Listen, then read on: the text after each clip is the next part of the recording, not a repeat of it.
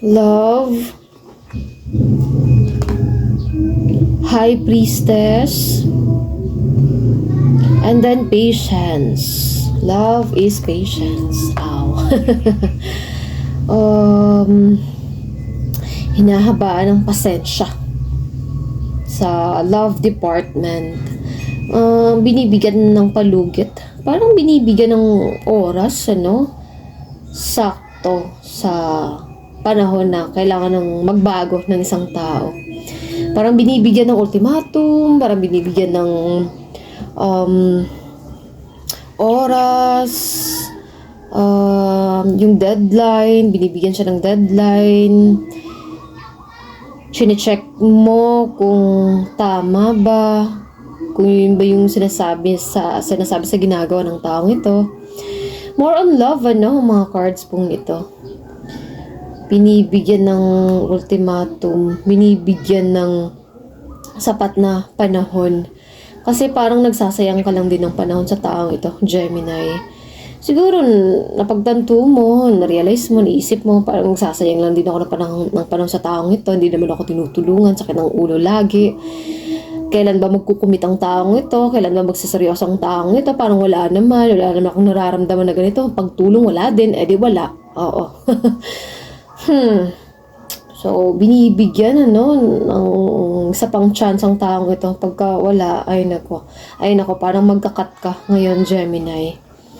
So, siguro, focus na lang din, ano, sa ibang bagay. Okay, so, some of you na Gemini naman po, focus tungkol sa buhay, pag-ibig. Siguro, Leo, fire sign, Aries, Leo, Sagittarius, Leo, Sagittarius, Aries, na ganun pong mga sign. High Priestess,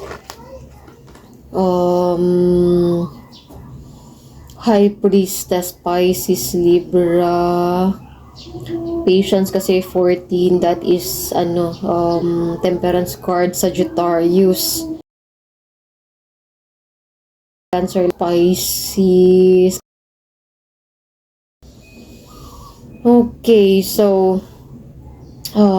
malakas yung intuition tungkol sa taong ito. May kakaibang nararamdaman.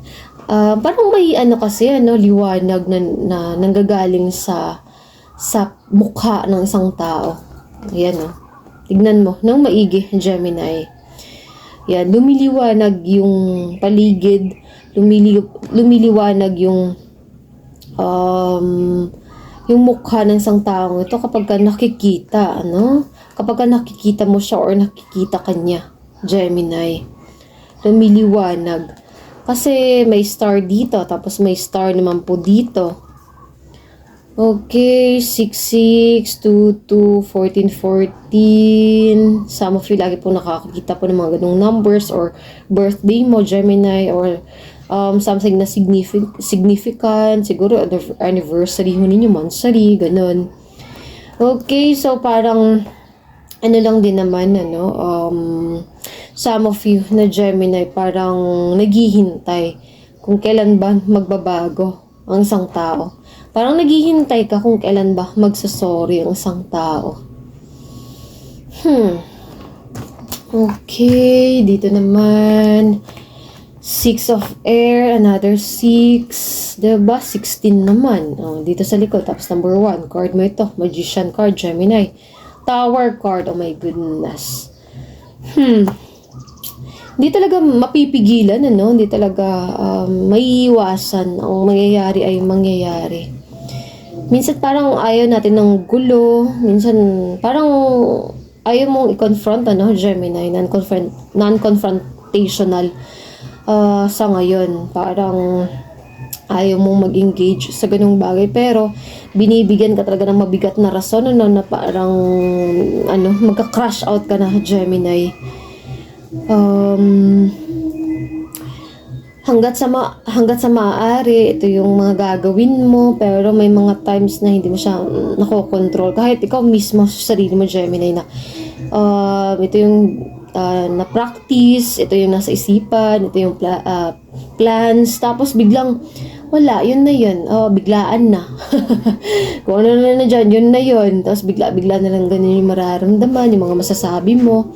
Hindi mo siya makokontrol, kumbaga, Gemini. Tower card kasi, pagkasira.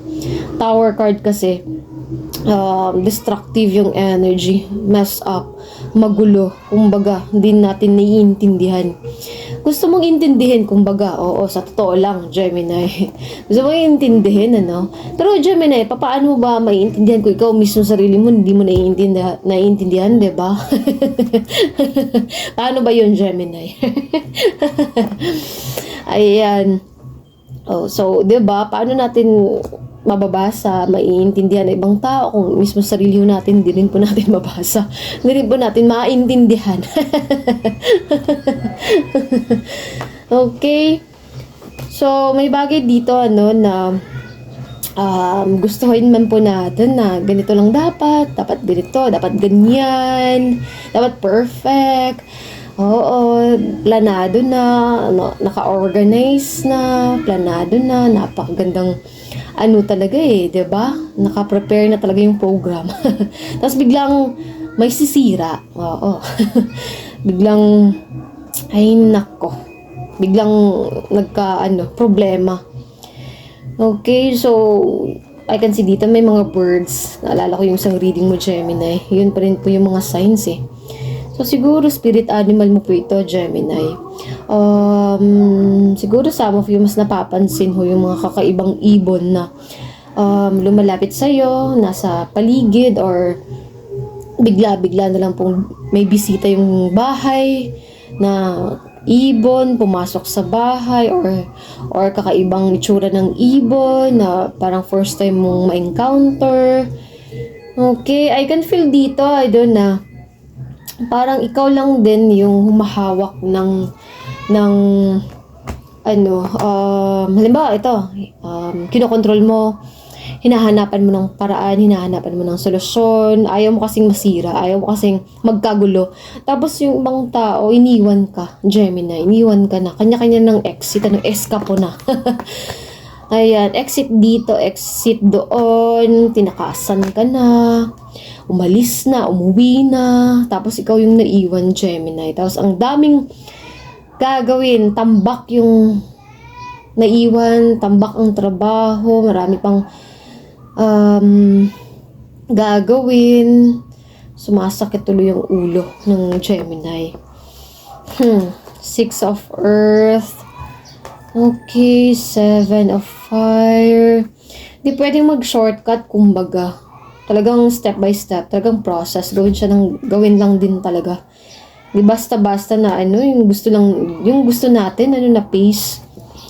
Okay, so pagpasensyahan mo na, Gemini, kung may naririnig kang bata. Kasi tinatawag niya yung sa kapitbahay namin siya kanina pa. Kasi yung teacher parang tinatawag niya, wala ho ata dyan sa bahay. Makukulit talaga kapag ka mga bata, diba? Ayan, nadibigay na naman ho. Excuse me po. Gusto mong ayusin yung relasyon. Gusto mong mabuo ulit yung pamilya. Pero may mga bagay dito na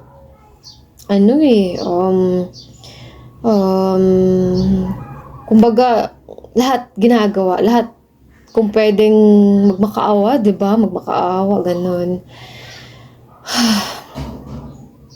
Na kung pwede pang maayos. Pwede pa bang maayos? Pwede pa ba ang second chance? And then, some of you na Gemini, yun na nga, nagbibigay ho ng ultimatum, nagbibigay ho ng deadline sa isang tao. Kasi parang last chance na ng taong ito sa'yo, Gemini. I can feel dito na you're very tired, Gemini. You're very tired, exhausted, burnt out, sabay-sabay na nangyayari yung mga bagay-bagay, daming ingay, daming gulo.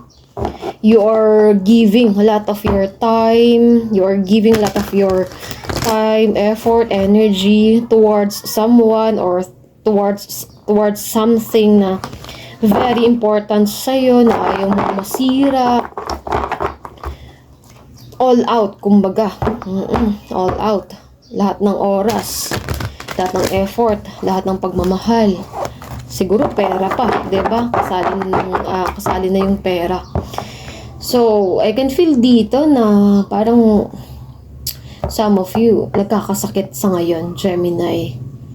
You're freaking tired, exhausted, burnt out. Ubos ho talaga. Kailangan mong magpahinga, Gemini. And then, siguro some of you, yun na nga, nagkakasakit sa ngayon. Maybe you are sick right now, Gemini. And you have to rest naman, paminsan-minsan, Gemini. Okay. Let's see kung ano pa po para sa mga minamahal ko pong Gemini. Ganun talaga, di ba? Nagbibigay talaga tayo ng maraming chances. Kasi nasa sa atin pa rin naman po, nasa sa atin pa rin naman po ang pagpapasya. Kasi yung card, advice, kasi yung card energy, binabasa ho natin. Kung naman po yung mga possible na mangyari, ganito, ganyan, pero nasa sayo pa rin po yun siya. Minsan may mga warnings, pero kahit anong gawin, di ba? Di talaga maiiwasan. Tapos saka mo nalang maalala, ay, sinabi niya yun eh. Ay, teka lang. Parang ito yung reading nung nakaraan, naalala ko na. Ito na yun. Yun, di na napigilan. Nangyari na, diba? Kahit pa mag-warning tayo. Saka na lang natin ma-realize, ay, nangyari nga siya. Eto na nga. Nagpagulo. Okay, isang card pa po. Thank you mga gabay. Isang card na lang po. Thank you para po sa mga Gemini. April. So, sa mga interesado po, ng mga bonus reading, magkakaroon po tayo ng membership fee. Opo, may bayad. Ayan. So, sa mga, willing, tapos sa may mga extra, diba? Ayan. Kasi, gagawin ko po siya, sa mga taong, first time ko pong magkaroon ng ganun. Oo. Ayan. First time na magkakaroon po ng membership. So, magkakaroon po ng 3 hanggang 4 na video bawat buwan. Bonus reading po ng mga Gemini. Sasali ko din po yung sa astrology. Opo. So, siguro magsa-start na po ngayong buwan na ito. Okay. Sa mga interesado lang din po, sa mga, natin, bonus reading. King of Earth, Temptation, and then the Messenger of Fire. Okay, so may tao dito na nakaalalay sa isang tao. Laging nandyan, nakasuporta. Parang yung tanong na yung, diba, ano ba yung pinakamalaking biyaya sa buhay mo? Ano ba yung pinakamalaking blessing na natanggap mo galing kay Lord? Tapos yung sagot ho niya, yung asawa ko po. Yun yung pinakamalaking blessing na natanggap ko sa buong buhay ko. Kung meron man pong bagay na pinagpapasalamat ko hanggang ngayon, kung meron man pong bagay na talagang yun yung naging dahilan na wow. Nagkaroon ng malaking biyayang buhay ko, yun po yung pinili kong taong ito. Nax! Wow! Diba? Bahala sila kung namang sabihin nila, nasa sa atin pa rin po kasi yung pagpapasya.